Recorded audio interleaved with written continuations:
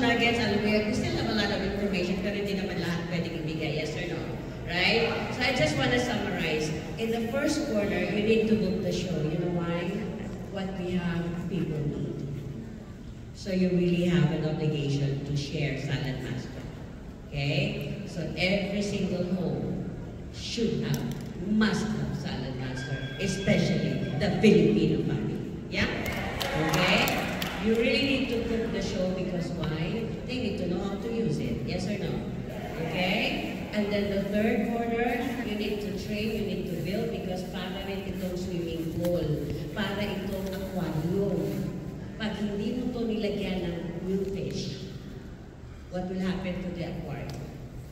The old fish will die, the aquarium will grow some lumot. What's lumot? Oh, what's lumot? Yeah? The water will turn green. It will become stinky, yes or no? And that is your dealership.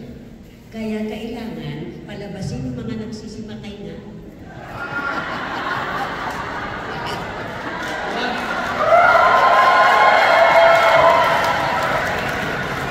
Alam nyo tayo Pilipino, busy tayo buhay ng patay. Hindi ko alam, ang dami pang buhay na kailangan natin ipasok. You understand? Okay? So, pagka yung aquarium nyo medyo nangangamoy na, palabasin yan. Lagyan niya ng bago.